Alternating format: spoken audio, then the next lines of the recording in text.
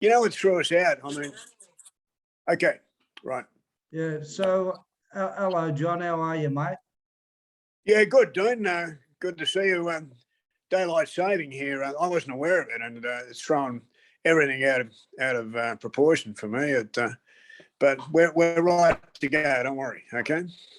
You'd be used to getting things thrown out of proportion, John, wouldn't you?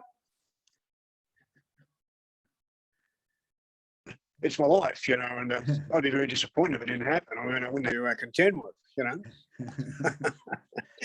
Look, can I just say, it's a pleasure to do this, and I would like to say before we start that because I saw the one you did with Russell, and I thought it was really good. The both you knew where you were both coming from, and the thing is, as you know, I'm writing a book about Russell, and people say to me, "Well, why are you writing a book about Russell?" And what I say is that he reminds me of myself. I met him in jail. We both went to Long Bay when we were 17. We both finished up robbing banks. We both finished up escaping from maximum security. There are many things in our background that are similar. And, he's, maybe 22 years younger than me, maybe 24 years younger than me. But the thing is, I see myself in him in many ways. And it's just so great to see him, at a much younger age doing so well and giving back to the way that he is. And I feel really proud to be able to do the book. And I know that everybody now is behind him. And I know you are. And we'll promote the book as well as we can, because if ever anybody deserved to get, be known out there for what he's doing, I think Russell's the guy, Well, mate, you're the man to help him get to be known, because you've had an interesting history, John. I looked at the information that you sent through to me, mate. You didn't like to stay in jail, did you? Well, it's not a very nice place, and you don't think, particularly when you're younger, you don't think, well, maybe you should be there. What you've done, you don't think of that. You just look around and say, geez, I got to get out of here. But the worst part of jail is when you first go in, because you're accustomed to one lifestyle, and you've got this, you've got that.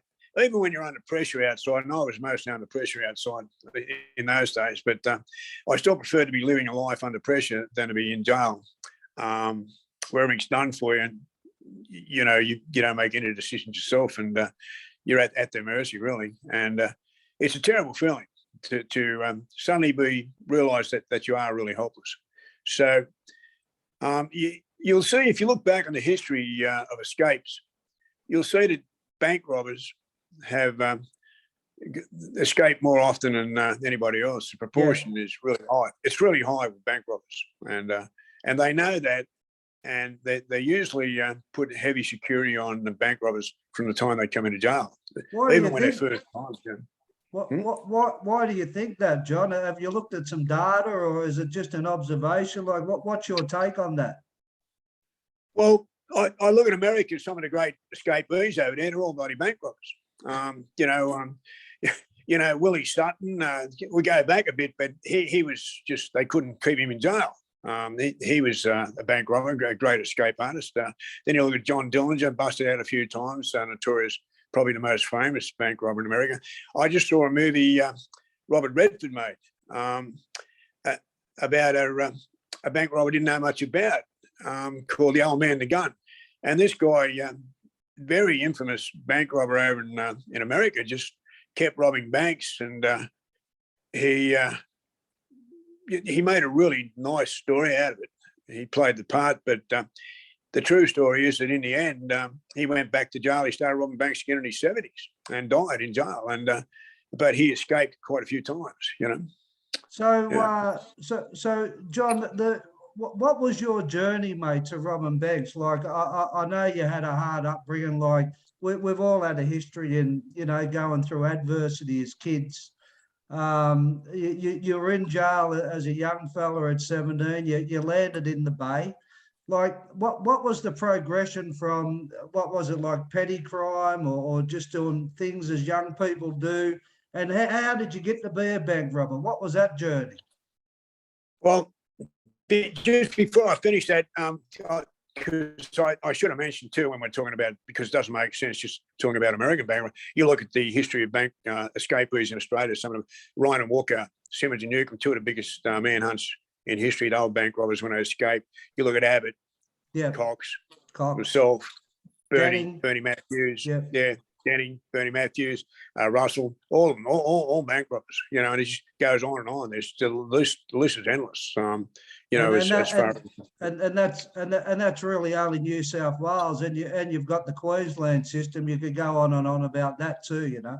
Well, that's exactly right, and you know, but look, don't let's forget Abbott either, you know, but the what you asked me before, now you've got to understand. It was different times when I was young, and I was born during the middle of the Second World War, and I was adopted. I didn't really know. I still don't know who my real parents were. There'd be a story there. I'm sure that there's a hell of a story there, but I've never. I didn't want to check back and find. I didn't want to check back and find him. My real mother was in a nursing home with dementia or something. I wouldn't be able to handle it. So I never checked it. And of course, they'd be long dead now. So I may do that. But, you know, I was, we had a dysfunctional background. Now, I'm not one to blame environment. You can't blame the environment for what you do. You make your own choices, but it does help. It does help. If you've got a pretty good background and come from a good family who can put you through the best schools and put you through university, you've got a head start on the guy at, say, at Mount Druitt that doesn't get any of this. Exactly. And you've got a head start. But I know guys that have had worse backgrounds than me and have gone on, never put a foot wrong, and worked hard, studied at night, done all that, and made, you know, really made something of themselves. So we can't really say, look, that's the reason.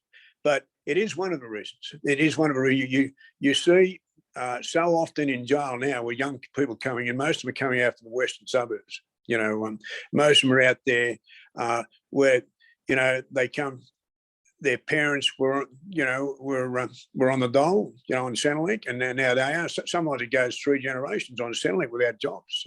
Some of them can't read or write. They're mixed up peer pressure and peer groups, and they just get caught up, and they go into jail. Once they go into jail, if they haven't had any background at work, some can't read or write. If they're not on drugs when they go in, there's a good chance you're going to be on drugs by the time they get out. And you look at that, they step out. What are they going to do? They're going to go back to the same old thing. And jail doesn't do enough about it. Yeah, I look at my journey through the prison system, John, and I don't know if this applies to anybody else that's done jail or you know, that's lived through those environments. But for me, there was a progression through my criminality. I started out doing petty stuff. I got caught up in the system. I looked to other people within the system who were doing bigger and better things than me. It was like an education when I went into the system. I learned more in the system than what I learned on the street in respect to other forms of it's stealing, always that way. stealing the cars. Yeah, and mate, right. I started putting people like, you know, as martyrs, you know. I look to the armed robbers. I look to the tough people. And, you know, looking up to these people, I thought, well, okay, I'm not going to be anything else in my life, so I might as well make me mantle here in this system and be something here. And what was there I'm not saying that's the same for you, but did you have a progressive view of where you were going from an early age to go from that to armed robberies to escapes, or did it just happen naturally? No idea. I was a kid that was pretty solid. as I said, a dysfunctional background. Father used to get drunk, and when he did, he terrorised just about everybody, ex-boxer. And so we lived sort of scared, worried Friday night, Saturday night, Dad's going to come home and, I hope he doesn't make it, hope he gets pinched. It's a terrible thing to be thinking about your father. And so I sort of retreated a little bit into a world of fantasy. I read a lot of books, used to read heaps of books, and a lot of comics, listened to a lot of radio serials. So I sort of grew up with a little fantasy world. And I had sort of developed another character, I called him Paleface, and he could handle anything. When things got too tough, I'd just go into this Paleface mode, and I could handle anything. Now, when my mother died, I was ill prepared for it. My mother took her own life when I was 17. I was ill prepared for that, and I left home that day because I blamed my father. And he told me to leave, and I said, I'm leaving. And I didn't have money or anything, and I booked into a boarding house, had to share a room, and there was a big wrestler guy there, and he's put the hard word on me straight away. I was shocked at that, didn't know much about that, and I rebelled against that, and I really had a chip on my shoulder, and I said, stuff this, from here on, it's me against the world. And I went into this other mode, and hooked up with guys a bit older than me that were into shoplifting and stuff like that, petty stuff that we're doing. We just used to hang around, stealing from shops and doing stuff like that. We'd go in the restaurants and order meals and run out, without getting caught, and stuff like that. And we'd try to pick up girls every day. Because I used to have a girlfriend before all this happened. I had a steady girlfriend, and it was totally different lifestyle to me. And so when I landed in trouble, I spent one night in Albion Street, and that was for the guy who tried to sexually assault me. He was ripping off Centrelink. They didn't call it Centrelink in those days, but he had about 6 different bank books. They used to have those little bank books, and all under different names. And he was collecting a dollar on all of them. So what I did, I forged. He was leaving to go to the wrestling championships in Queensland. I got him to go guarantor for me on something, just $20 guarantor to get something from a store, and he did that, and I got his signature, and I stole one of his bank books when he was packing to go, and forged his signature until I got it right, and then went up to the bank and took the money out. It was technically my first bank robbery. It was by forgery, but you just don't. You're not criminal minded, and all the withdrawal forms that I tried, I threw them in the waste paper bucket. Well, I had a nosy landlady who went through and checked them and realised something was wrong, and rang the police. When I got back, the police waiting for me, and I spent a night at that Albion Street, and that shocked me. I was the biggest kid there because I was 17, and we all had to strip off and shower, and I wasn't used to that. And your guards there standing looking at you, and I thought, oh shit, Then they put you in a big dormitory, and I thought this is absolutely horrible. My father bailed me out the next day, but I was still dirty on Dad, and I didn't care. He bailed me out. I left a few days later anyway. We just couldn't get along, and I still blamed him for what happened to Mum. I was still grieving, and. So just hooked up with these guys again. We did break and enter, got caught. Went out to Long Bay. I was 17. They threw me in Long Bay. I put my age up. That would have been a shock. That would have been a shock for you, John. Well, this is where I was just a strange sort of kid, because I gave him the wrong date of birth because my mate wanted me to go in with him because he was older than me. And he said, it's fun in jail. He said, and I didn't want to go back to boys' homes. I didn't like the idea of what I'd seen. And he said, it's a lot of fun in jail. He said, we're going there. They'll look after us now. So, we strut into Long Bay and get off the van, and, said, what the bloody hell? They put us in a cell, bloody, they said, that's your toilet, a little shit tub in the there, a little jug of water, one jug of water with rusty jug of water in it. That was it. Lights off at 9 o'clock, and you know, no pajamas, no sheets, just dirty old blankets, and nothing to do, no books, no TV, no radio, nothing. And but I was lucky. I was in with my mate, and we hooked in with an old guy, Ted, and he taught us the ropes. He's a good old guy, and he taught us the ropes. And he said, if a bloke wants you to go in the saw him, and he's a tough-looking guy, don't think he's asked you to go in the saw him because he thinks you're a brilliant conversationalist or you're an interesting. he wants your So, ass. Well, I was already, I'd already got a shock about that, and so I was ready for that. And but I got into a fight playing chess, and with a German guy, and I beat him, and he got up and he picked the chessboard up and hit me over the head with it. And so, so we got stuck in it. We got stuck into it, and I got the best of this young guy, and because my old man had taught me how to fight, you know, I knew a bit about that, and so I managed to get on top of him. And they told me, a few guys pulled me aside. They said that's the best thing that could have happened. That people have seen that you'll have a go, and there's easier marks than you. But I was still very wary, and we got out after 3 months, and hooked up with my mate. Went up to Orange where he lived up there, and I started actually dating his sister, and you know, and we decided to rob the Western stores. Yeah. There was the biggest department store in the Southern Hemisphere at that stage, and it was just huge. And I went there one day in Bathurst and had a look, and you could see the skylights at the top. They didn't seem to have alarms. No, it's just wide open. So they came along. And back in the day, John, like that, that criminality, that was very normal. Like where I grew up, like I'm from Balmain, like you, and Pyrmont and those inner city suburbs. A lot of people made their living off thieving back in the Absolutely. day. Well, look, it's still that way. I think with the young people today, and I'm in an area that's fairly well off. Not that I'm well off, but I'm in an area where I'm fairly well off. You know, I'm a 2-bob millionaire. You know, that sort of thing. But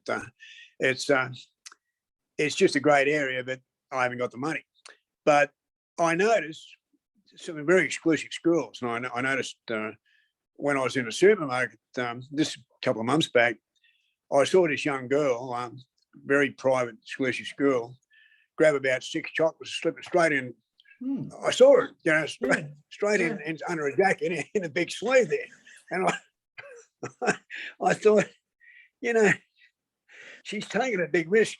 So I thought I might do her a favour and tell her. So she was going up to where the self-serve, you know, and I said, you're going to get caught one day doing that. And she looked at me, you know, she nearly fainted. She turned white, and I just winked at her. I said, good luck, and just walked away. She went ahead, and bloody went out, and took them with her, but I think she knew I wasn't going to say, but it made me realise they're just as bad as the kids that up in Mount Druitt. It's and we all did it as kids. Bit of shoplifting. John, and that's a good point, because through my observation of living on both sides of the fence, I've lived it with people that have never been to prison. I've lived it with people that have done a lot of prison, and I've lived it in between. And a lot of people, doesn't matter on what level of society that they've been in, a lot of them have done things like stealing or other petty things, and a lot of them haven't been caught for it. But I used to sit back and think, I wonder what would have happened to those people that may have got pulled into the system out of innocence, like that girl, you know. She's probably knocked those, I can't speak for her, but she's probably knocked them off for her own reason. I don't think everybody, you know, gets into criminality because they're bad people or they were born crims. As you said, you know, there's a lot to do with your upbringing and who you are and your circumstances, you know. I agree, but I got the impression that she took about 6, that they probably all do it. your turn tonight, today. I'll do it tomorrow or something. I mean, you know, well, I'm getting off the track a bit, but it's important to get this across because I remember I bought a shop when I first met Gloria. I bought a shop up in Illinois Heights. Now that's, you know, it's a pretty good area up there. And now my biggest problem with the kids, they used to absolutely rip into us, and they used to target Gloria when I'd go down to the. I used to have to go down to the store a few times a week and buy all the stock and bring it back. And I used to notice things were missing. And I'd say to Gloria, "Did you sell a snack chocolate? You know, family size snack chocolate bar?" "No." "Well, it's gone." "And did you?" And so I got this little kid and got him aside and bribed him, and he told me, yeah, they were targeting us. And they were even doing things like they'd break the stick off the ice creams and then say, "Oh, this has got the stick broken. Oh, okay, you can have it half price," something like that. Next thing, they're getting all these half price. They were just full of tricks. And so I started putting screens up around the chocolates and all this, trying to combat them. Yeah. And they still got Gloria when I wasn't there. And they said this kid said he gave it 20 and he only gave it 2. And she'd always known to put the bigger money on the top register before she, instead of putting it in the register. Anyway, she gave him the change. She wasn't going to owe you. And the little kid came and told me, he said, "Jamie ripped your missus off." And so I went over and seen the kid. And he was a big kid, and I terrorised him a bit, you know. And his father came to see me, and he said, "I know all about you, what you've done." And I said, "Yeah, and I know all about you." And I said, "Your kid is going the way that I started." I said, Exactly. "And don't think, yeah." And I straightened him out. I said, you know, pull your kid into gear. Don't pull me into gear. Pull your kid into Good gear." work. And you know what? They stopped it. The kids, they all stopped. The word got around. Interesting. And they didn't think they were doing anything wrong. It was sort of a game to them. There It was a you go. game. These kids had money they didn't need. And the little kid, I was bribing the little kid to give me all the information. There's always one there that'll give them all up, you know. And I picked the little one that would give them up, you know. And I used to give him a chocolate. And, here's a snack chocolate. Give me the information. So from Sydney, you land down in Victoria. Well, no. What happened is that when I got out, I knew that I talked to guys. I went to Goulburn. Yeah, you wouldn't believe when I went to Goulburn. First, I went into jail. I got a sentence over that robbery. Because I tried to escape while I was on remand from Bathurst, and there were 4 of us. And what happened is that we agreed that one guy was 39, we were all about 18, and we agreed that they were country cops. They didn't think we were going to escape. If we were going to go, in those days, it was rare for escapes, and so they'd take us into court and come out unhandcuffed. 2 cops, 4 guys. So I said, "Look, if we all split, we push the cops over and we all split and go in 4 different directions, the best that's going to happen for them is they're going to catch 2 of us. The other 2 have got a big chance getting away. We can still push bikes ring and get out of the area and do whatever we want, but we're a big chance. Even if one of us get away, it's worth it." And they all agreed. So we're coming out of a courthouse, and I'd just been given 18 months, you know. So I wasn't very happy about that. I was thinking, 18 months, you know. So I was really psyched up, ready to go. And the old sergeant, I pushed the wrong guy, the old sergeant. I pushed the old sergeant, he stumbled forward. He was out of play, you know. And then I took off. Well, instead of the other 3 coming with me, they sang out, "Good luck, Johnny." And I'm on my own. So this fat cop, detective, come after me. Well, you know, he couldn't catch a runaway from kindergarten, this guy, and he had no chance of getting me. So he's pulled the gun out. He's pulled the gun out and started firing shots at me, and but he missed. And I'd read somewhere that if you hear the bullet, you hear the sound, then you know you haven't been shot, you know. And yeah, I managed to get away, but I hid in a chook pen, which was a pretty good idea. But they made a bit of noise, and the old lady saw it.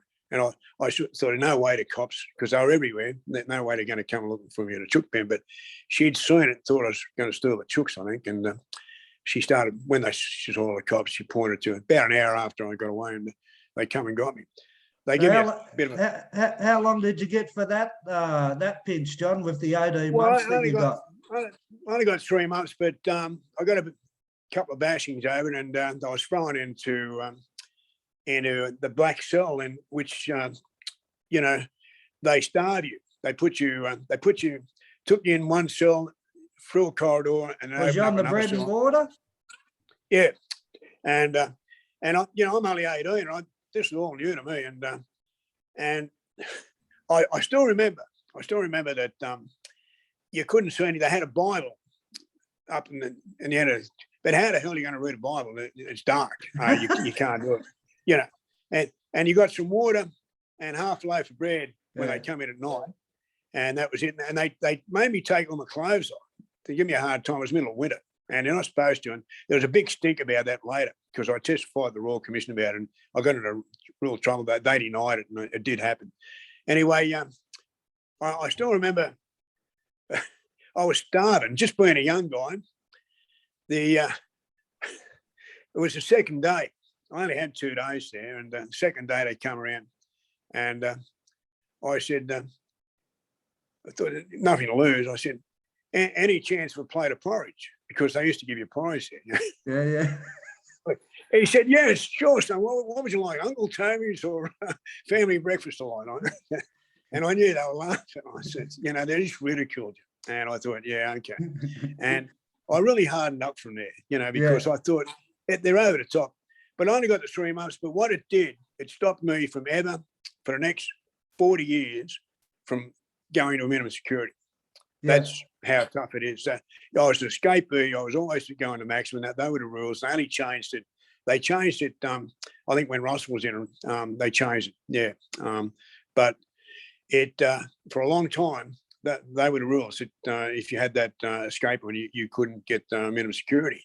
So they sent me to Goulburn, and when I went to Goulburn, it was a first timer's jail, but like now it's the toughest jail in the state, and it's they send all the no hopers there. If they don't like you, they send you there, and they got Supermax there. It used to be known as a killing fields. There were 7 guys killed in 3 years there at one stage. Yeah. But when I got there, it was a first timer's jail, but most murderers are first timers. So there were a lot of murderers there and infamous crimes there. And I used to listen to police files on the radio, and they used to have all the famous cases. And there they were, they're all there. Kingsgrave Slash, the bigger bomber, this guy, they're all there, And, I was fascinated, and they're just ordinary people. I realised, they haven't got 2 heads. They're not horrible. You wouldn't know this guy, the little bigger bomber, looked harmless, Well, this is a thing. I was doing some tours around Bogger Road. I help them out up there occasionally on open days and that. And one of the old screws that used to be in 2 jail with me, he said, Blue, he said, how are you? I said, yeah, good, mate, good. I said, how are you? I said, you can call me Dean these days. He said, yeah, not a problem. He said, you know what, Dean? He said, back in the days here when we were running around here in the 80s and yous were bucking up and we were having a go at yous, and it was you against us, and yous, and vice versa, and the riots and everything else that was going down, and the bashings. And he said, mate, anyone could have ended up where you blokes ended up from where I come from. And me mates were of the same opinion back then, John. Anybody could have ended up in the nick once upon a time. And I think that's an important thing to hit on.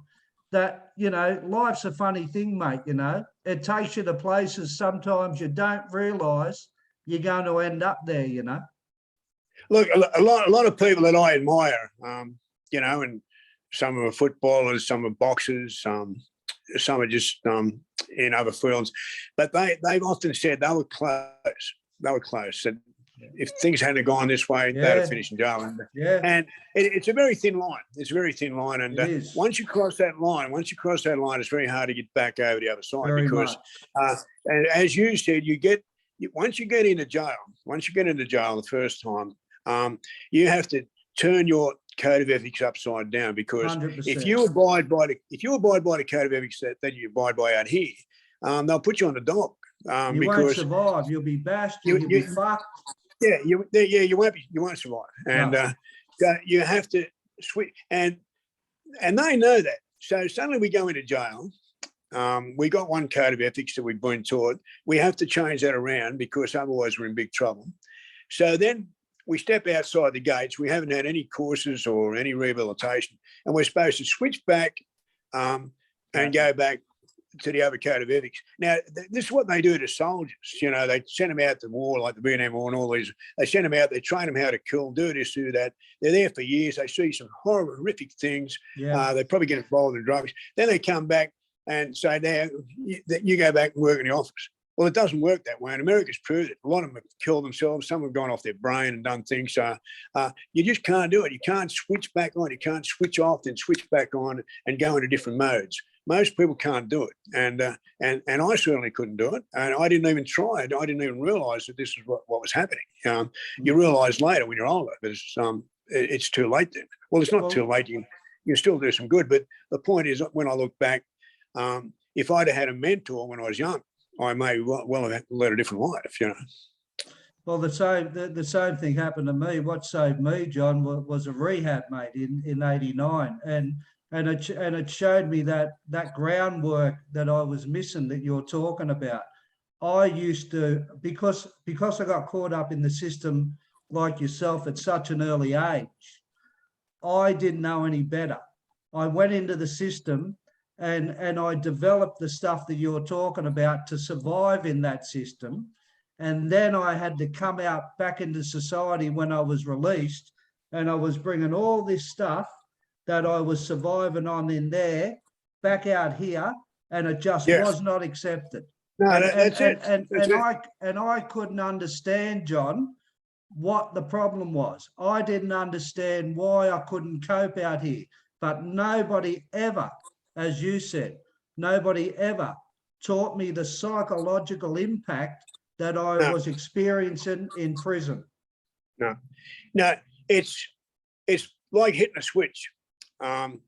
You've got to turn your emotions off a bit. 100%. And if you go to jail for a long time, all of a sudden you got no you're cut off from everything that the normal person is accustomed to getting, and so you really have to switch those emotions off to a degree. And it's easier in some ways now that we've got contact visits and phone calls, stuff like that. In the old days, didn't have any of that. But nowadays, with COVID, they're hardly getting any of this, and they're locked down. There's terrible things going on with this COVID, and I really feel for the guys and the girls in there that at the moment what they're going through. There doesn't seem to be any end to it. Things just keep happening, and then you hear another jail's locked down, this, that, more COVID there, and they just relationships are deteriorating. The people outside are doing it just as hard as people inside, and they don't accept that either. And the fighters have never accepted that the people outside quite often, and that they do it. Say the wife who's got 2 kids, she's got to look after those kids. She hasn't got a man there to provide for that. Exactly. The kids haven't got the father. She's got to do it all. They suffer too late. They do, and those that do it, they're the unsung heroes, and the mothers, and we don't hear much about what they go through. And I'm aware. John, would it be fair to say that the people that are associated with people that are incarcerated, they're going through the same hell emotionally? I think so. They worry about if the guy gets shipped to a bad jail. They worry about him, what's going to happen. It happened to me they used to deliberately ship me around from jail to jail, and I'd have a visit on a Saturday. They'd ship me out on a Friday night. Squad would come in and grab me, and Glory would come out to visit me, and I wasn't there. They'd say, "Oh, he's gone." and I'd get to the other jail and say, look, can I ring Gloria and let her know that I won't be there? Yeah, sure, we'll get your phone. They'd do it about 3 hours after she'd arrived, so that they knew. And it was just diabolical. And I'm not saying they're all like that.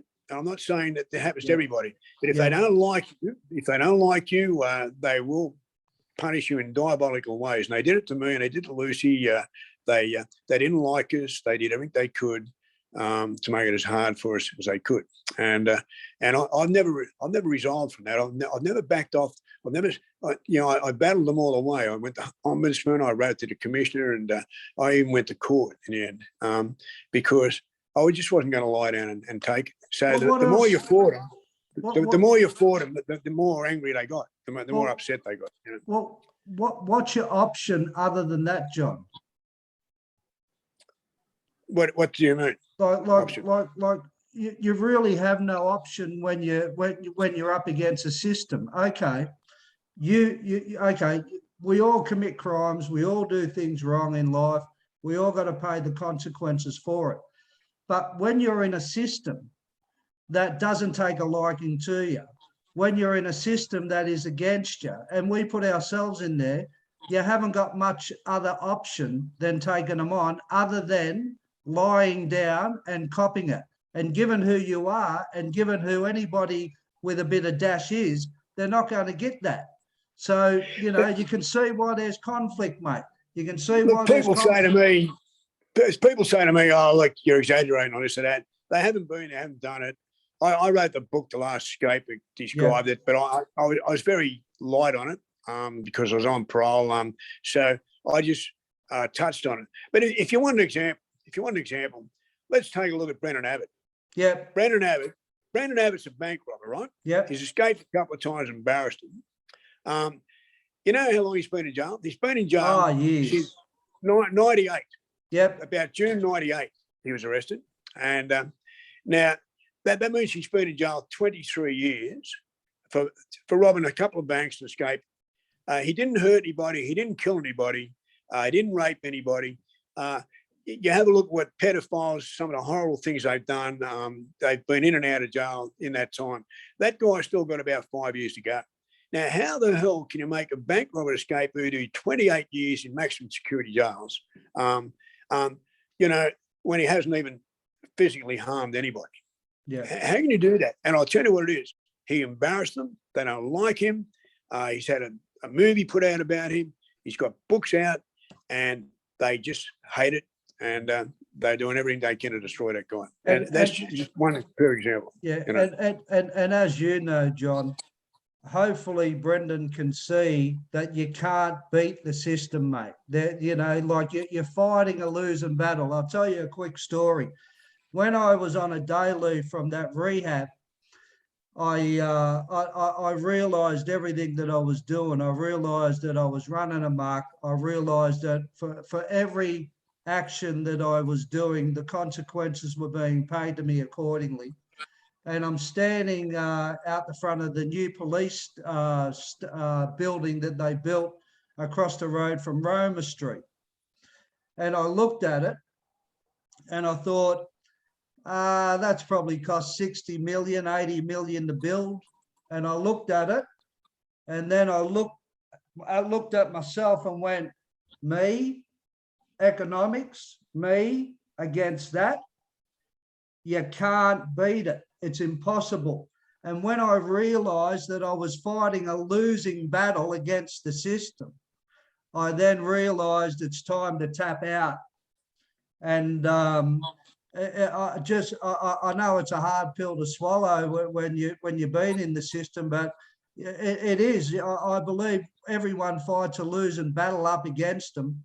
And notwithstanding what you're saying, that the bloke spent a lot of time in jail, I just hope for his sake that he takes a different path, because you're right. You can't beat them.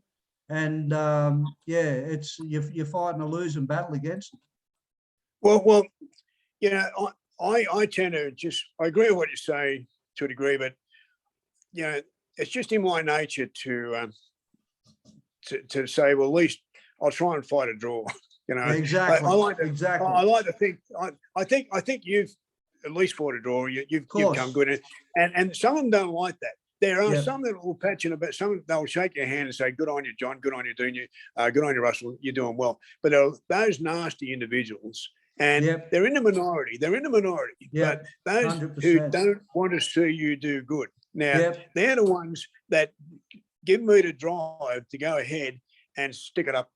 Good on so you. when you get out and put books out and say, "Look, this is the way it was," and I'm doing okay now. You know, how are you going? I'm on radio. I'm on TV. People like me. I'm doing good things. What are you doing? You're still, you're still doing the same old thing. Eh? All right. You're still locking people up in Burma, mate. Still doing that. The thing is that the nasty ones don't like to see people like us get ahead. 100%. And that's what drives me. You know, instead of just sort of retreating with my little dog here, I've got a beautiful little dog, he wonders what's going on. Instead of just retreating and living the quiet life up in the country and reading all the books I want to read, which I really want to do, and go for long walks and, and just be a granddad or something, I've still got that fight in me. And until it's gone, I'll be fighting to a degree against the system. Not the system that's good, but the system that's bad. Exactly. And I'm the first one to say, and I'll say it to the guys in jail, that if we commit crimes, we are leaving ourselves open to be punished for it. But I still think that I think at least 85% of people in jail don't have to necessarily be in jail. They could be out doing community work. They could do, and even if they did home detention stuff like that, they could be just doing so much more, saving the taxpayer. But instead of building all the rehabs and paying the psychs and paying the experts, paying the people that are capable of turning, and the teachers and all that who are capable of turning these people around and getting them off drugs, they just put more money, as you said, billions and billions in building more jails, throwing them in, overcrowding, this, that, and then saying, look what we're doing. We're locking all the baddies away. And then you've got your shock jocks and the Daily Telegraph getting up and saying, well, look, they're doing a good job. They're keeping us all safe. And it's a con, because most of the guys in jail aren't really a danger to society. I agree. That's my opinion. And as you know, John, a lot of them are drug addicts. There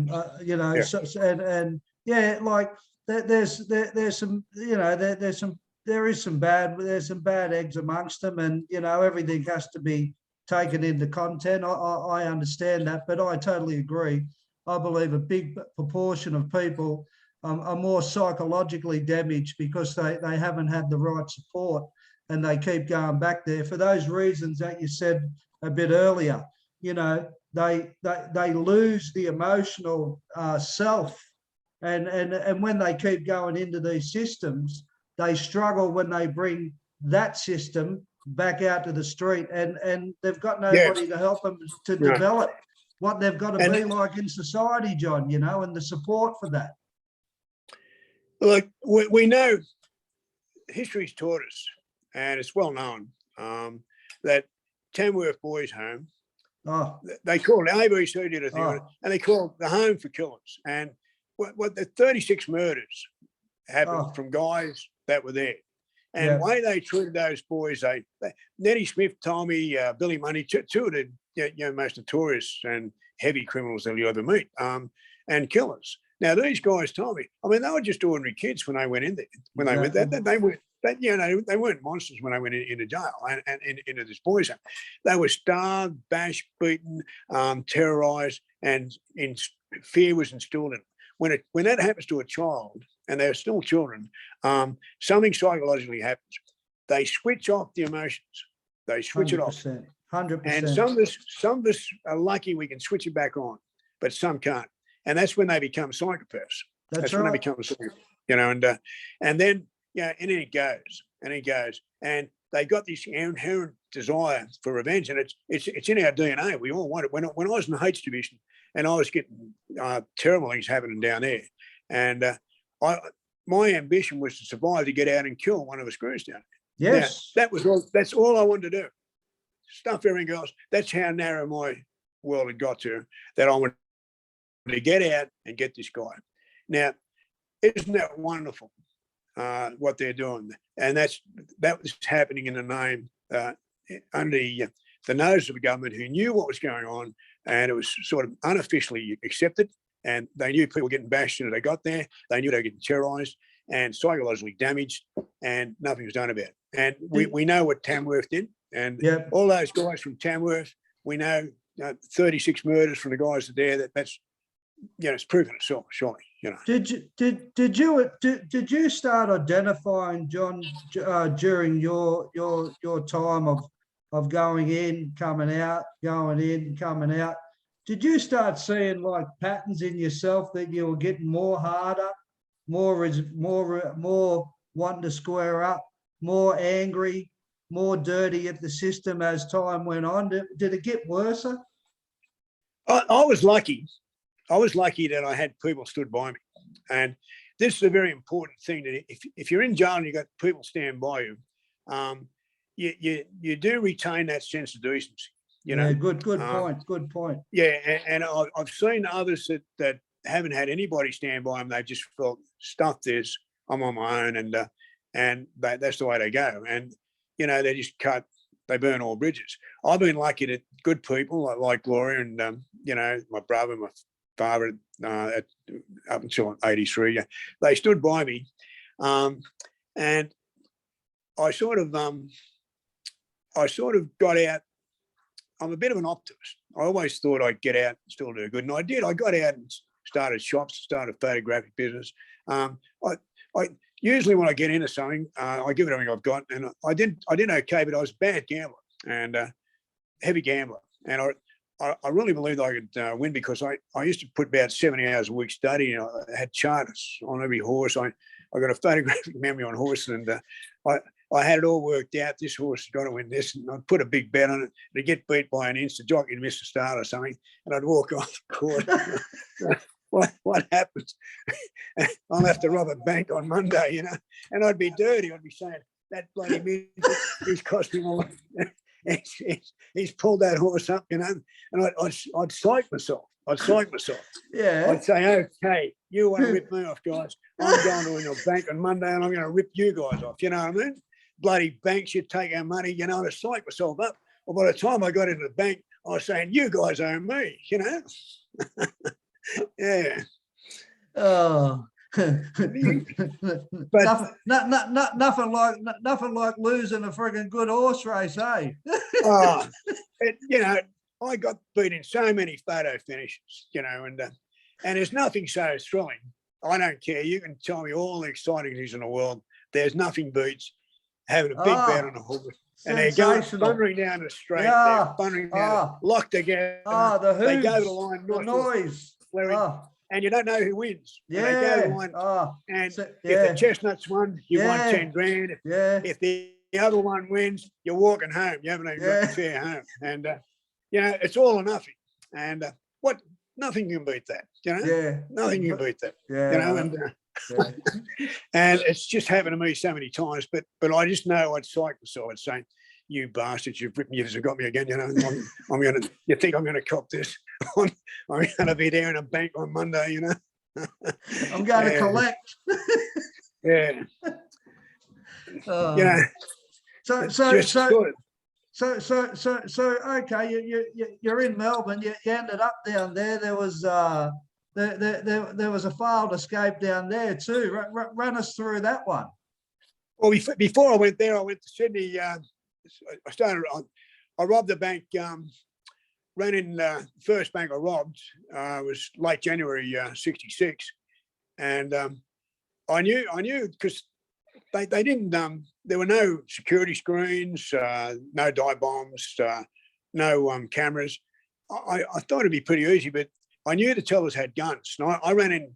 I couldn't get a real gun, and so I had in those days you buy rifles. I bought a 22 single shot rifle, and ran in. Had this guy with me. He went in, pretended to be a customer. Got the bank manager out who I knew had a gun, and so I ran in and with a mask, and I was that nervous, my knees were shaking, and the gun went down off into the floor, drilling.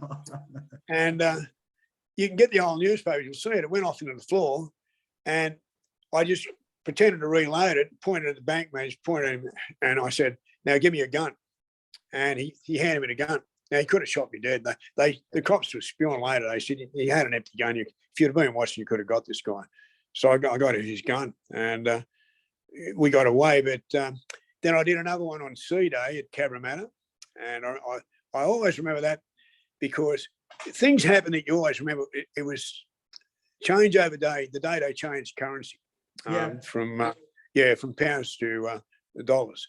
And I parked the car across the road from the bank, and I left the motor running.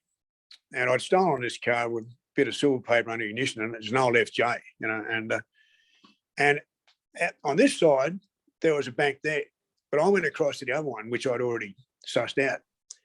Now the guy in that had seen me and was sus, and he told police later that he watched me and he's a bit suspicious. If I'd have come in there, he would have shot me dead. So it shows you how I shouldn't be here. Some of the things that happened, I shouldn't really be here. But I was about to go across the other bank, and this old lady came up and said, "Excuse me." I said, "Yes, ma'am." And she said, "You've left your motor running." I said, "Oh." She said, "You can't do that here." She said, "There's thieves here around here." She said, "No." She said, "They'll steal your car." I said, "Oh, man, thank you very much." And so I walked over to the car, and she's following me over. And I pretended to put the key in, and she's looking, I'm pulling. So I pulled the silver paper out of ignition and pulled it out, and the motor went on. I said, "There we are, though. Maybe I'll steal it now." She said, "No." She said, "You can't be too safe around here." And I said, "Ma'am," I said, "Look," I said, "it's Valentine's Day. If I could get you a bunch of roses," I said, "I would. Thank you very much." She said, what a nice young man." She said, then I ran across from the bank. Well, 2 minutes later, I'm getting chased out of the bank telling the butcher to chase me out of the bank.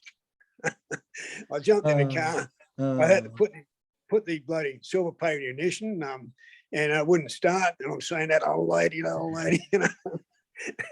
But I got away. They jumped in the car and came after me, but I managed to get away. And so that was it.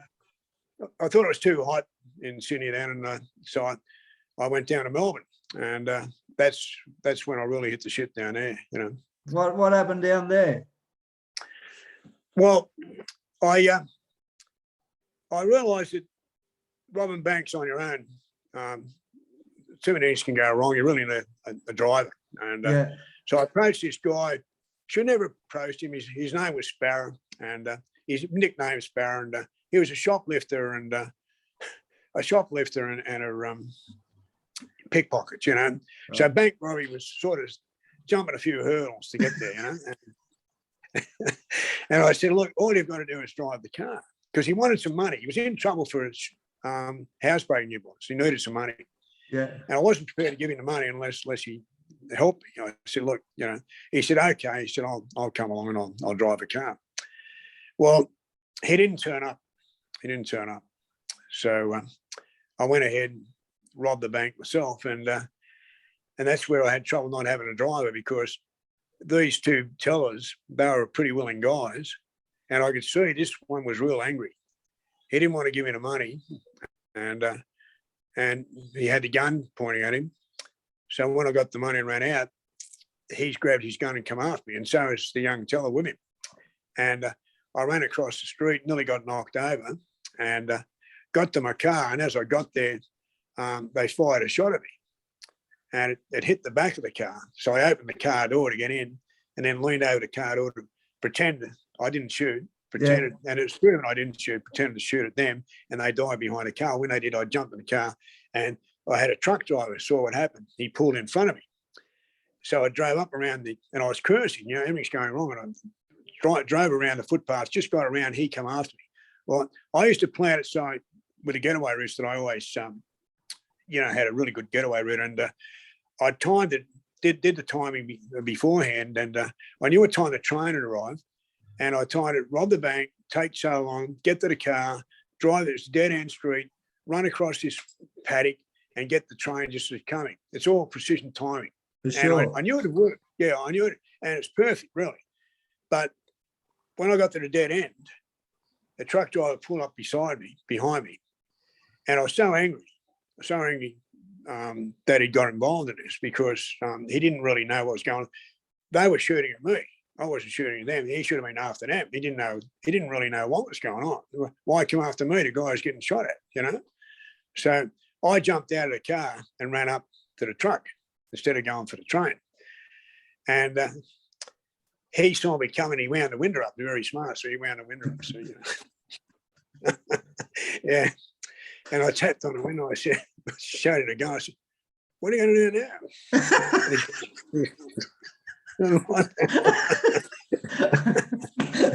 Oh, shit. What are you going to do now? We should be laughing at this, but it happened a long time ago. Yeah. I'm different now. I'm different. Yeah. But I was anyway, I ran off. So I ran across the paddock. I just laughed at him and ran across the paddock. And I'm running like hell. And I never ran so fast. I got the bag of money and a little bit of money's fallen out. And, you know, and I saw the train coming. And they got a system down there where they I don't know if it's still in existence, but with the trains, they block the entrance. They pull the barrier back. Yeah. And there's a little officious guard there. He seen me coming. I'm about 5 meters away, and he went, and he closed the gate. And I ran up, the sweat's pouring off me. I got a bag, you know, and I look around. There's two tellers standing 100 meters away with guns. The truck drivers wouldn't point to me. And I said, look, I got to get in. Just let me in. And I've got to get that train. He said, no, mate, you'll have to get the next one. You know, I've closed the gate. You know, I said, look, just let me on the train. He said, can't do it. Yeah. So the train went. So he went in, slammed the door. And what are you going to do? So I jumped down on the tracks, climbed over this big fence. I don't know how I got over. I got over this huge wire fence and jumped down. And I was in a factory, in the backyard of this factory. And all the workers were having lunch in their cars and sitting around. And I ran over this car, two guys having lunch, got in the back seat and waved the gun at them. Said, listen, guys, I've got to get out of here. And that turned out these guys were Collingwood supporters. I was like, you know, yeah. They hate cops, Collingwood supporters. So, yeah, I know. Yeah. And I waved the gun at them. And so, and the bloke in the driver's seat said, hey, no, the guy said, oh, not a problem. Where do you want to go? I said, well, can you get me to the city? He said, yeah. So we drove out. There was a security guard on the thing. We drove out. There's sirens going everywhere. And you just wouldn't believe it. And it's the noise, the sirens, so many cops around, you know. Yeah. And the guy next to him said, geez, they're after somebody. I said, somebody's done the wrong thing, you know. And, so we're driving along. And I said, the grand final was coming up soon. I said, who do you barrack for? And no, it wasn't the grand final coming, but I said, who do you barrack for? And they said, Collingwood. I said, look, I'm a Geelong supporter myself, but I pulled out a heap of money. I said, just let me off here. And they let me off. And I gave him a heap of money. I don't know what it was. And I said, yeah, that's for the petrol. He said, oh, geez. He said, that wouldn't come to that much. I said, no, I'll put the rest on the Maggies. He said, I'll tell you what. He said, we'll do that, mate. He said, we'll do that. Well, the Magpies got to the grand final. They got beat by 1 point on the siren. Would you believe it? Yeah. St Kilda beat them by a point. Yeah. And St Kilda beat them. Were actually coached by a cop, Alan Jones, at the time. It was a bit ironic, you know, that beat them. Anyway, on the news that night, there's about 3,800 there. It was a fair bit of money in those days. Probably 70,000 now. On the news, the headline news was the truck driver, hero. He said, and this is about him. He got out. He said, I jumped out. He said he stopped in the car. I jumped out, and I went after him. He said he ran away like a cur dog. He said, you know, I chased him across.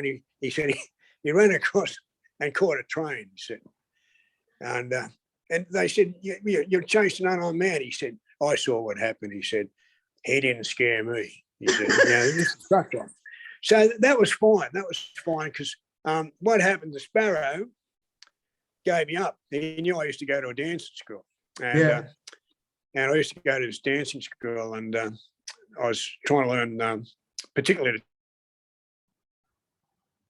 the girl that I already liked to dance, and I knew she loved the tango. So I was learning, getting private lessons. So when I went down there, the cops were dressed as dancers and all that, and they grabbed me to about 10 or 12 and they got me. So I was arrested. But the good thing was when I went to the committal, we go into the committal, and because I'm handcuffed, and the truck driver was sitting there, and I knew he's going to be a witness. And I looked across him, and he put his head down, and I thought, wait a minute, he's going to get up there and tell him I terrorised him and did this and did that. And he's going to, when what he said on the news, he won't be able to say it. So I went up, I said, good day. I said, giving evidence today, eh? And he just put his head down, and I said, don't forget to tell him. I said, you got out, you chased me like a cur dog. And I said, I ran away across the thing. I said, you couldn't catch me. Don't forget to tell him that. He's put his head, he didn't give evidence, because it blew it away, because he was going to tell him what I did. See? Yeah. So I was lucky there. So I didn't get that aggravation that normally I would have got, for what I did to him. How long did you get for that pinch?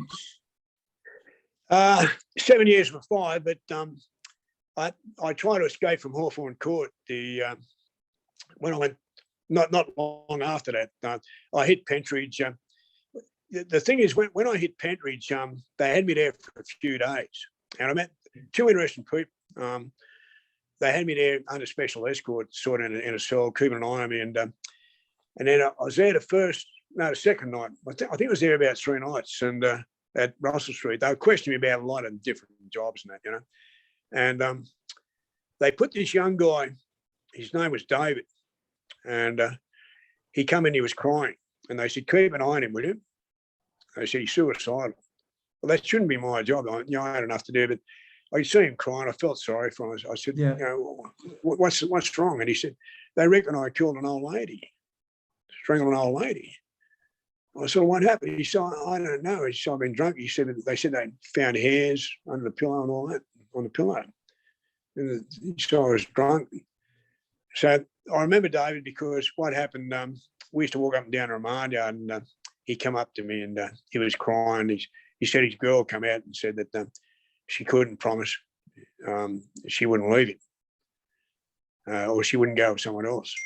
And this guy's looking at life, Yeah.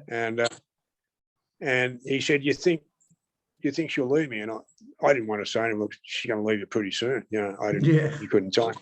But he finished up turning gay. Okay. He went to Avery. He turned gay, and a really good looking guy. And he got 30 on the bottom. I think 40 years with 30 on the bottom. In those days, they got, but yeah, he was obviously guilty. Got drunk. What makes people do things like that? This young guy, you just wouldn't think of it. And the other one I met was they instead of putting me on the proper van, they put me in a small van, and they handcuffed me to this red-haired guy, and we're on the way to Pentridge, and we had a backup vehicle following us. And I said to him, you must be heavy, what are you in for? Because they knew I was escaped me too, and he wouldn't talk. And I said, oh, okay. And we got off in the D wing, the remand part. We got off there, and there I saw 2 or 3 tough-looking crims stand to the left, and then the screws when we got off, and they said, who's Ryrie?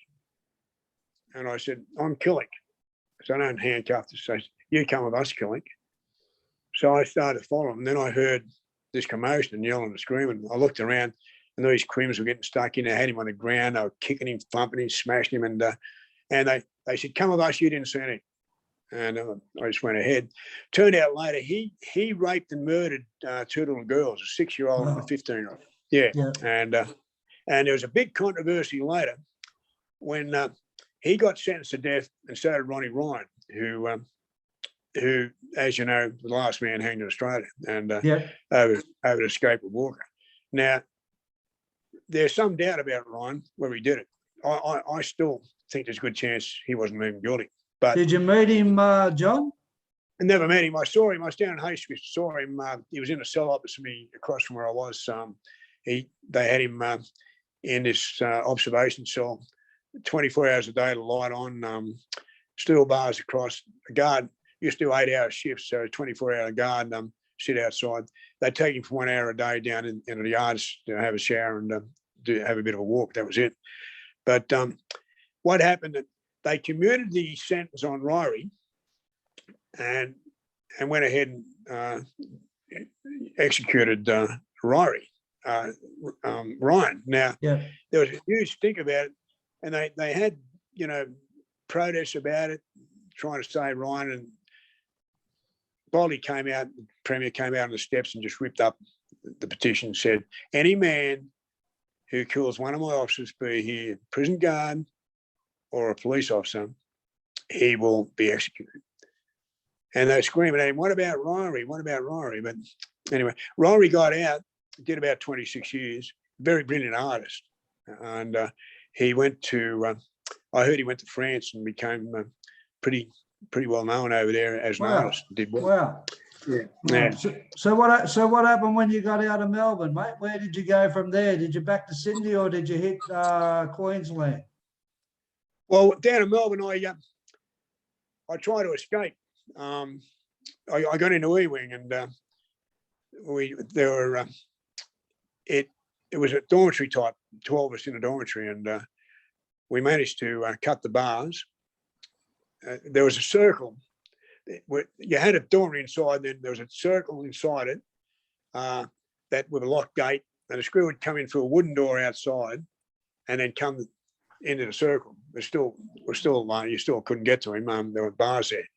And we used to, when they unlocked that gate there, we'd go through. So what we did, there was a bed next to the circle, and we got under and took turns sawing the bars.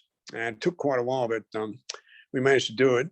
And I had a guy sitting where the peephole was, and he was sanding wood and that, making a noise. So it sort of covered the noise from that. And a few of the guys protested, said you're doing the wrong thing, but we had to straighten them out and say, look, we're going ahead of you. If you want to come, you can come. And now it was a really bad mistake because, I'd been told that the screw had the keys. There was a screw set up top, and he had the keys to the, because he could come in and unlock that gate, but he didn't have the keys to the front gate to get out of the wing. Right. We thought he did, but apparently after Ryan and Walker escaped, they tightened security, and so they left him in there without any keys except the key to that gate there. Did you get out? Well, what happened? We got through the bars, and then I used a knife to cut a hole in the wooden door. It's very, very thin wood, and I cut through that, put my hand down, and drew the bolt back, and then had Mac whack up and make a noise saying he's sick. The screw, we knew the screw would come down, and then Jeff and I went out. We got out, and he got on one side, I got on the other side, and whichever way the screw turned, we both had iron bars because we knew he was armed. We had to hit him with the iron bar, and so he turned around. I saw Jeff; he was shaking. I knew Jeff's not going to do it, and he turned around facing me, and Jeff should have hit him on the back of the head, but he didn't. He froze, and so I leapt forward and hit him over the front of the head, and it hit the cap. It's a horrible thing to do, but this talking about psyching, and when I escaped in Hawthorne and got to court, they gave me the worst flogging you'd ever imagine. Really give it to me bad, and I remembered it. It was green against blue, and I couldn't. And I sort of pulled it because I knew I've got to pull a can't too much, and it didn't knock him out. And I hit him again, and he didn't go down. He's a giant, about 6'4", and but real big. And so I dropped the bar, and he was staggering over towards the bell, and I hit him on the chin. He went down. So I said, look, you're going to be okay. So when you were talking about like having to act out in that way towards the screws, as you said, you get desensitized, don't you, to violence? You do. After a period, and and it's no justification to what you do. I understand that. But so many people that I've met through the system, and I was one of them, you know, I didn't have the history that you've had, but I become so desensitized to how other people felt. I become so desensitized to everything other than survival, what I had to do. That sums it up. That sums it up. You do. And that's what I was talking about, the place like Tamworth that they switch off emotion. Yeah. And once you do that, it's easy to become psychopathic. I guess I had to be psychopathic. It was when they had the Royal Commission, the Royal Commissioners brought my case up and said the cold-blooded stuff that committed by me. But I wasn't allowed to talk about what they did to me. They didn't want to hear that because it happened. And, you know, when I got there in '66 for trying to escape from Hawthorne, I'd already been bashed by the cops. And then I got there and they hit me with battens across the head and just the whole works. Now, and then you get treated like an animal and you think, all I want to do is get out and kill one of them. Yeah. But I've got to admit, and I'm being honest, that when I saw who the guy was, it was too late. I had the bars cut and De Boer, I didn't mind De Boer. He wasn't a bad screw. That's the terrible thing about it. And I had to hit him, and that's why I pulled it. But I might have killed him if I hadn't. But anyway, I got his gun. Then we found out we couldn't get out. All the alarms were going off. We barricaded up top.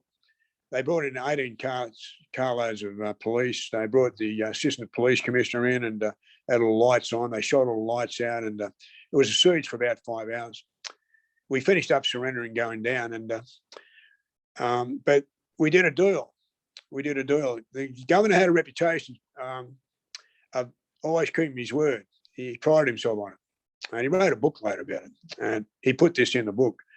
And I wouldn't come down. I was prepared to end it then, you know, and I wouldn't come down unless that they promised there'd be no bash in heist, because we knew that they'd flog us every day, it'd kill us, you know.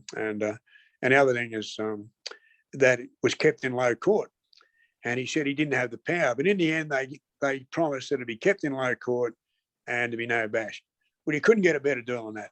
Yeah. So we came down, and he kept his word. The screws were going to go on strike about it, but you know, that means they've got to go without wages, and they didn't do it.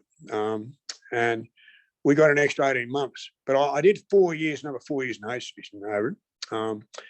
And I got out. I was extradited in '72. They let me out of Extradition in February '72, and I was extradited. I testified at the Royal Commission, and then was extradited to New South Wales on those banks.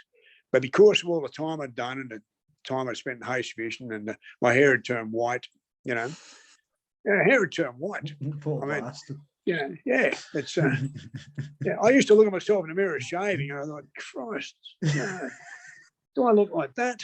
You know, I think it turned white overnight during that siege. You know? I was already going grey. But it really, I really aged. That's another thing that doesn't really get taken into account. And again, I know we put ourselves in these positions, but the psychological pressure that we put ourselves through, you know, living in these environments, like it is a very hard environment to live in, day out, fighting against the system, surviving, being somebody you're not, separation emotionally from your loved ones. Again, we go through it. We're good for it, but it doesn't take away the impact it has on you, John. Well, you're getting terrorised in a place like Hastings. I went down there 4 times, spent over 4 years there. And the thing is that, you know, I'd lost the girl I loved. And that was a pretty serious affair because, you know, it started when she was 15. It started when she was 15. And, you know, and she was in America, and I knew that that was finished. I'd never get over there. And there was that. I didn't get any visits down there. I had one or two visits, friend's girl come out to see me, you know, but overall I didn't get any visits for 7 years. So I just sort of switched off. My mother was dead. Yeah. Dad used to write letters to me, and my brother now and again, but emotionally I was near dead, you know. And did you ever? Did you ever lay in your cell or contemplate at times and thinking about how you was emotionally, like how you've turned off, or what kind of person you would become? It didn't occur to me. I took pride in being hard. You know, yes. I used to train every night myself. I'd put the earphones on.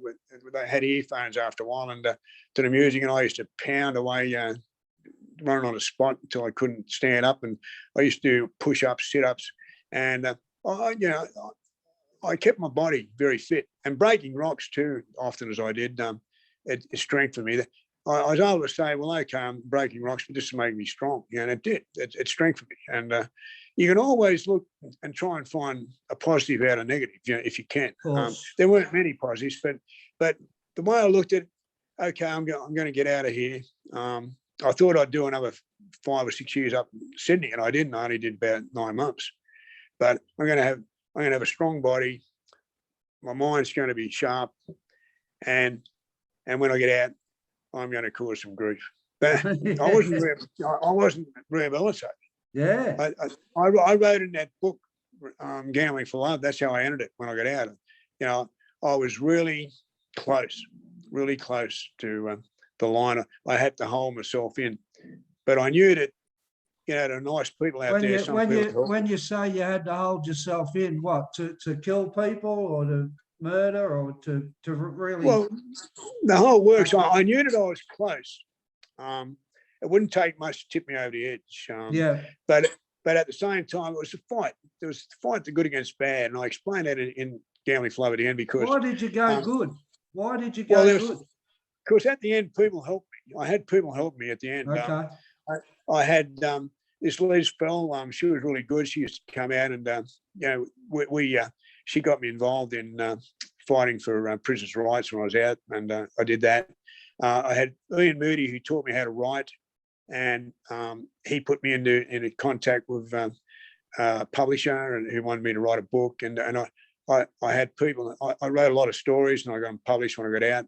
I had people helping me, and then I met Gloria too. And once I met Gloria, you know, I really liked Gloria, because I used to play a lot of chess, and I was working, and I used to come and play chess at night. No, I met her, and I just knew that I can't, for all the good that these people have done, I just can't throw it away. And so, you know, I just held it in check, but it was never far away from the surface, never far away.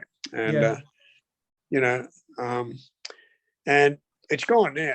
It's gone now.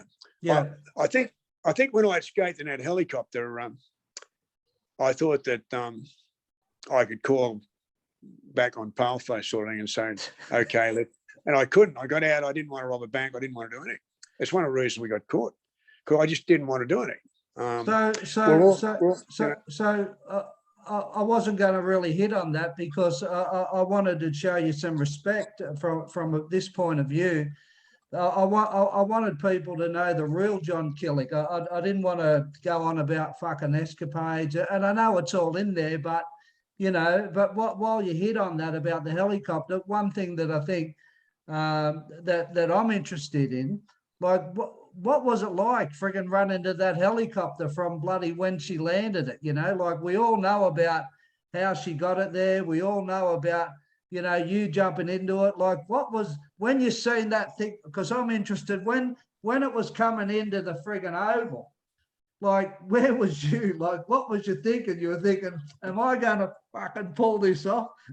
What was going through your mind when you seen it coming? Well, I'd nearly given up.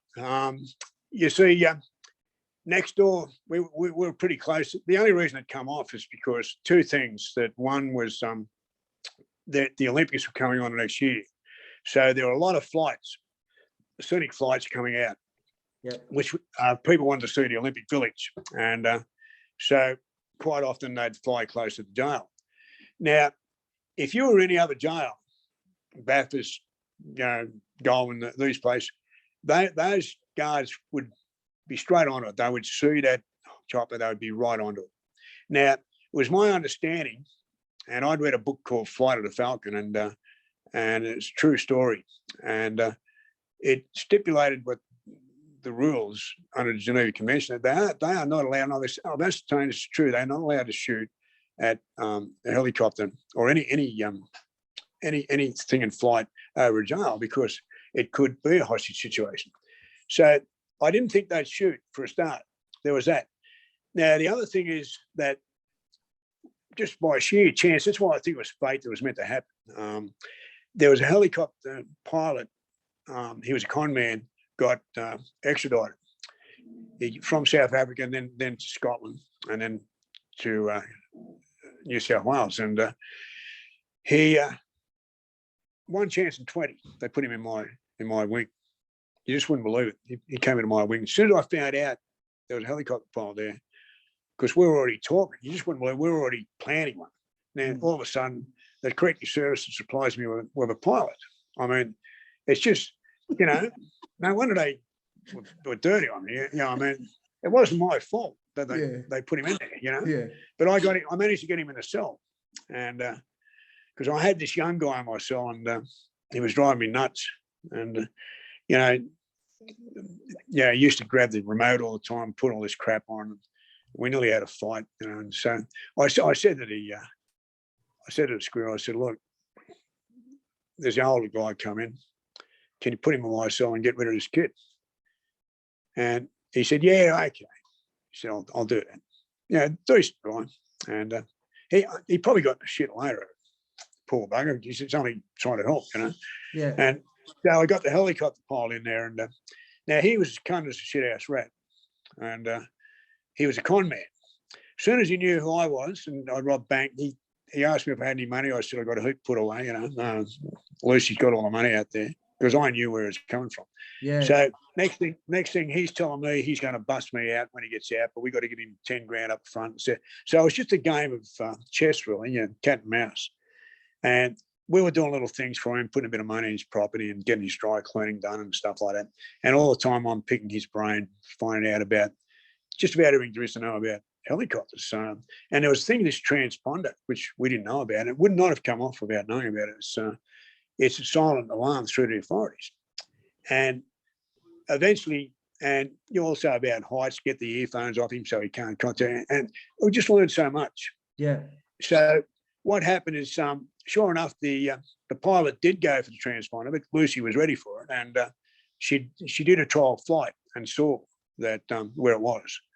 And when he went for it, she knocked his hand away and said, no transponder. She ripped his earphones off. But then he looked at a little gun that she had, and he thought, that's a toy gun. It wasn't. It's called an assassin's gun. I gave it to her when she was having hassles outside, and it was a little revolver.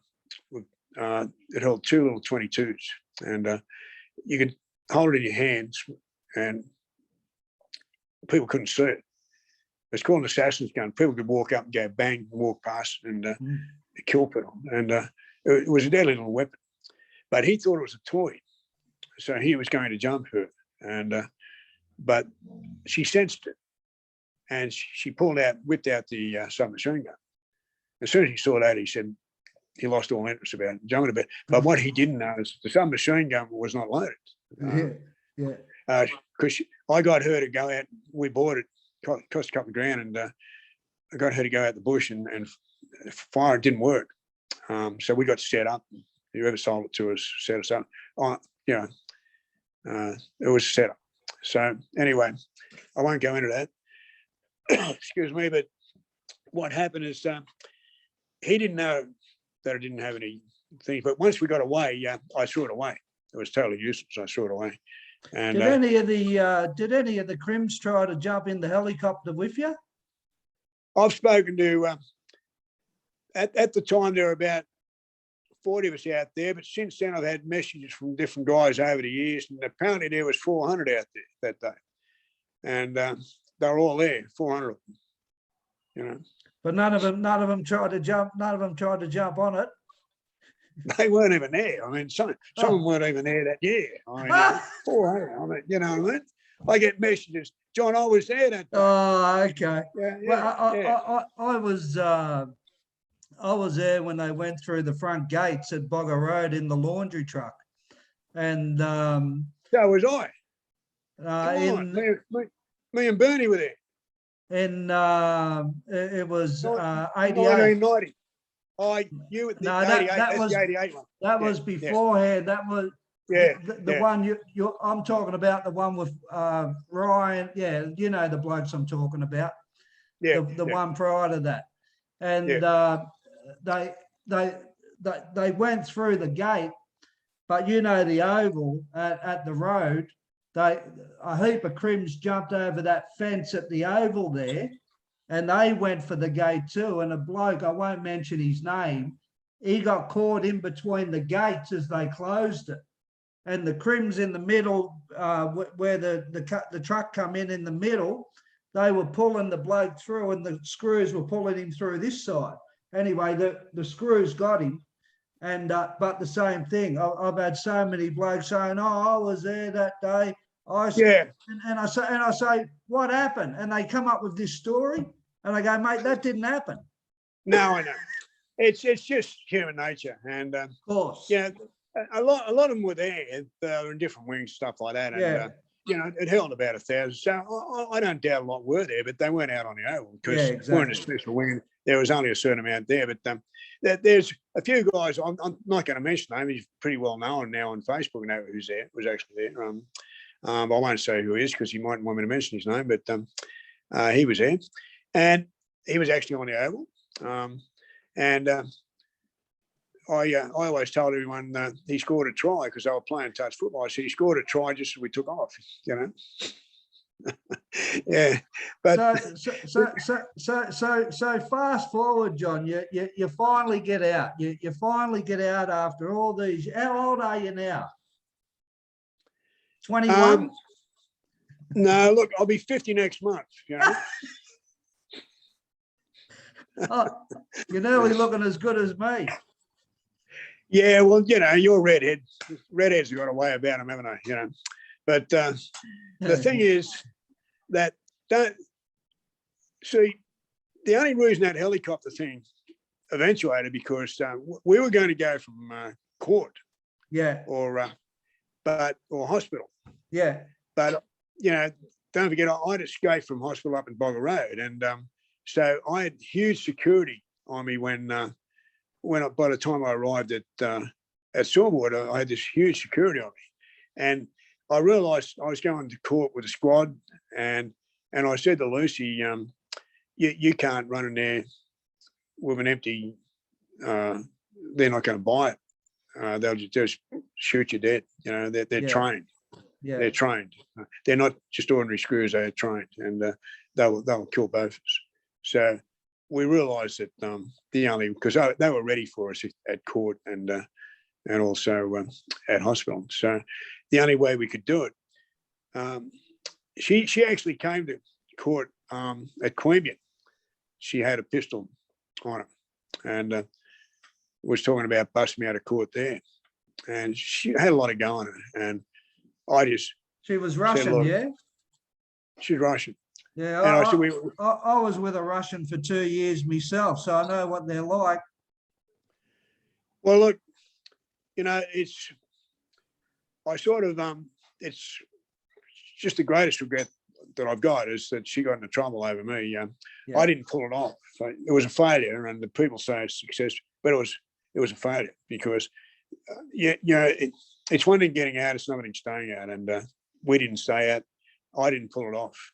And so in that respect, I let her down badly, you know, and just a quick question, John, looking back over it all, have you got any regrets, John? I got a lot of regrets.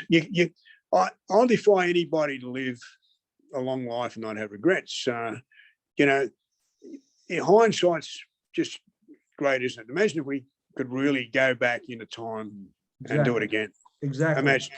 Yeah, exactly, but we'd make the same mistakes because we don't know what we know now. You know, true. But the thing is it because I'm older and wiser.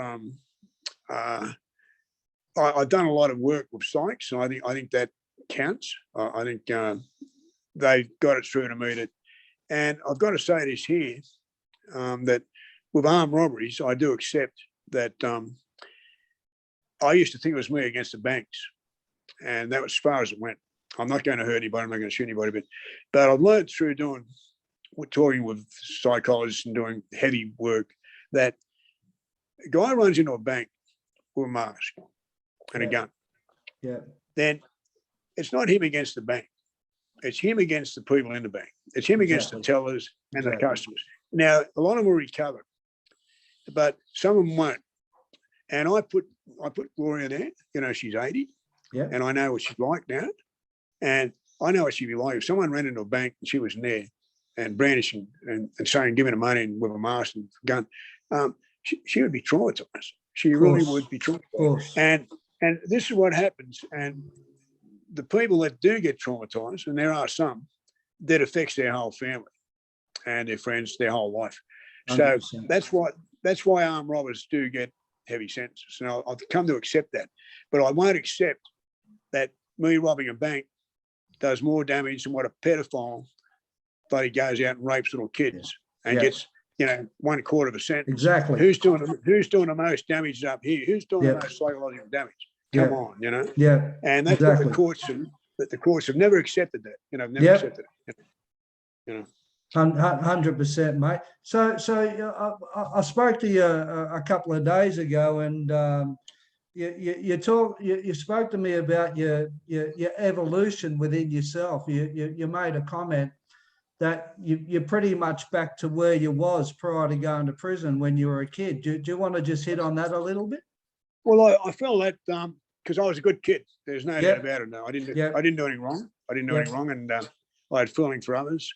And I think I'm back there. I think, we talk about evolution, and I'm a great believer in evolution. The whole world runs on evolution. Everything evolves, and I haven't evolved forward. I think I've evolved backwards to the extent where I've gone back to where I was. And I just look, that was a long period. I did some good things when I was out. And, you look from 1960 to 1999 when I got into trouble and the last time, and at nearly 39 years, the times I was out, I did some good things, got married, had a kid, had some great times, helped some people, but did a lot of bad things. Did a lot of robberies and, gambled badly and hurt people. There's no doubt about it. Hurt them psychologically rather than physically. Although that one time I did hit the prison officer, and I regret that. I spoke to him later, and he said he accepted. He didn't hold against me. You're a really good guy. He said, "I don't hold against you." He said, "I know you're only trying to get out. It was your job." He said, "And my job was to keep you there." I said, "Mr. DeVore, would you have shot me?" He said, John, I would have shot you." He said, "But not personal, just my job." So I felt better now. I felt better. I said, "It's better him having a sore head than me being dead." That's really what I had to think. But look, what I do now, I tend to, I've sold a fair few books and had people help me, and I just feel that the money that I've had, most of the money I've had from books now, I've used it to help kids overseas, underprivileged kids and families that need it more than we do. We don't realise just how underprivileged some of these people are, and $50 in the Philippines can virtually feed a family for a week, And that's what you do, John. You told me you send the money that you make from the books, the amount of money you get, and you send it over to help people, mate. Like, is that your way of giving back? Like, that, does that make you feel good? Yeah, it does. All the money I've made from books, and I've sent to these families, all of it, every cent. And I've got truth. I went to court a couple of years ago, and I was challenged on that, and I showed the documentation on it, and they accepted that. The thing is that now and again, you get repaid for it. And you see the kids that weren't wearing shoes, nice little uniforms. You see them starting to do well at school that they weren't. You see that they're eating, instead of eating bread, or they're eating decent meals, you know. And you see the joy in the kids. And Beautiful. Because I missed a lot with my boy. You know, I regret that, you know, he grew up without me. Gloria did such a good job bringing him up without me most of the time. The times I did have him were great, and I used to take him everywhere. We went on trips, the whole works, but I spent a lot of time out of his life. So I'm sort of giving back. It's like their grandkids. And so I get something out of that. I really do. And I got into trouble a few years ago over a carpet. My son spilled some ink on the carpet, and I had to get another one. And my mate said, "I'll get you a new carpet." And so I went to the shop. He bought me the carpet, and turns out he bought it with a false credit card. Yeah, well, I didn't know, but I was on camera. And so the cops come to me, and they turned the house upside down and here for about 8 hours. And, you know, everybody was saw it. And the next thing, it was on the headlines. I lost a lot of friends over it, that people that believed in me, that I was the fifth member of a multi-million-dollar fraud gang. Yeah. And I wasn't. So, you know, it turned out that I wasn't. And they went through bank accounts, they had all the, you know, recordings from phone calls and that. Sure. And they realised it wasn't, but I still had to account for this carpet. And they said that I should have known it was stolen. And so I pleaded guilty to having it. Of course, it was here, but not knowing that it was bought with a stolen credit card. So I pleaded guilty to that. But I was still open to go to jail on it. Yeah. You know, because of my background. And so I got a whole heap of references from Professor Plimer. He's been one of my mentors, a really good guy. He's written about 8 books, and he helped me get the first book published. I had a lot of people. I was working with kids with Dave Bell up in Campbelltown, and we were. I was getting up at 4 a.m. and going there to help train kids and feed them, and it was just a great time. And I got references from them, and I had all these references, professional references they call, and the judge looked at them and said, "I see references like this every day." You know, I said, "Oh, you know, they were good references, but people get these. They get them. They get them from friends. They get them from people in influence. So they give them references." But then she had this little reference from this little girl in the Philippines, and it was written in her own handwriting, and it was full of mistakes, and it was obviously from the heart from her.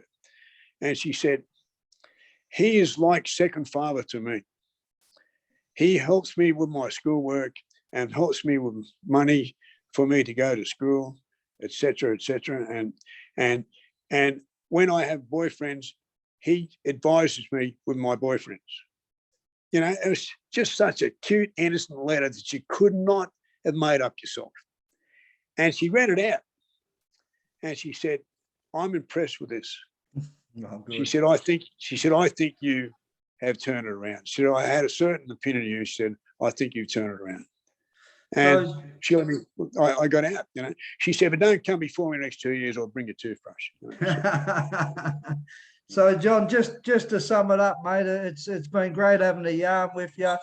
If there's one bit of advice, you've probably heard it before, for any of the young and up and comings or people stuck in the system at the moment, mate, let them have it, mate. One bit of advice before we go.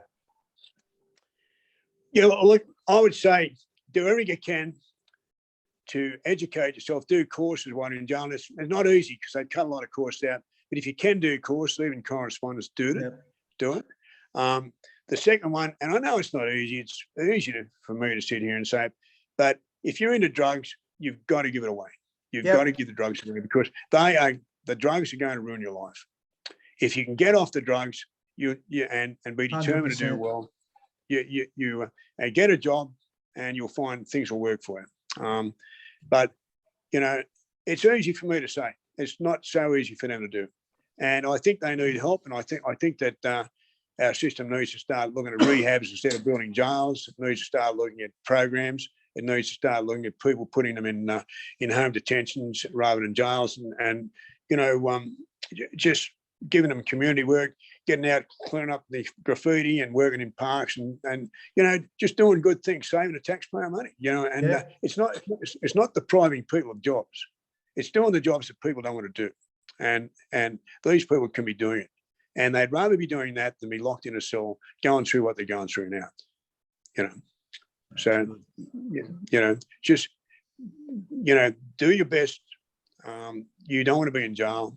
You don't want to finish like me. It's not a good life, believe me. Well, mate, you've definitely had a big road, John. And you've arrived at the awareness that you've arrived at, and the insight that you've arrived at, and you're very open and you're very transparent about everything, and you take accountability for it all. And there's no more you can do, mate. You understand it all. You've been there, you've done that, you own it.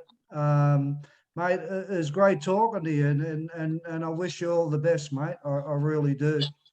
Well, thank you, Dean, and I think you're much the same, and I've got admiration for what you've done, and I hope that you'll come to the launch of Russell's book, because 100%, I'll be there, mate. We know what a great story that one is. Mate, great story, great story. Yeah. All right, mate. Well, okay. You look after yourself. You're going to watch the football tonight. Don't say who you think you're going to win, because I got a lot of South supporters and I got a lot of Penrith supporters, and I don't want to upset anybody. So I just hope it's a good game, I'll only watch it if I can get a lender some money off you to have a bet. Well, too late. I got a tip on a horse yesterday from the owner, and it won by 3 lengths. Yeah, up the Gold Coast. Oh, okay. But I'm not allowed to tell anybody about it. Right. No, that's Okay. that's good. Well, mate, my old man used to go for the rabbits, so go the bunnies, eh? Well, my old man went for the bunnies, fun enough. And look, I don't begrudge them a win if they win. But who do you think's going to win? Well, because Russell grew up in Mount Druitt, he likes Penrith, and so I sort of gone with Russell. But I got a lot of mates that barrack for Souths. I won't mind who wins. I think they're both really good teams. I think they both deserve to be there, and whoever wins. I know I'm sitting on the fence a bit, but I just think Souths beat my team, Manly, and they absolutely thrashed them, and I was very impressed. They're going to be hard to beat. Yeah. No, I totally agree. All right, mate. Well, yeah, may the best team win. Absolutely. And we'll talk again. All right. All right, mate. You look after yourself, and thanks for the yard. Thank you. And I enjoyed your book. Great book. Thanks, mate. That's great. That's great. Bye there.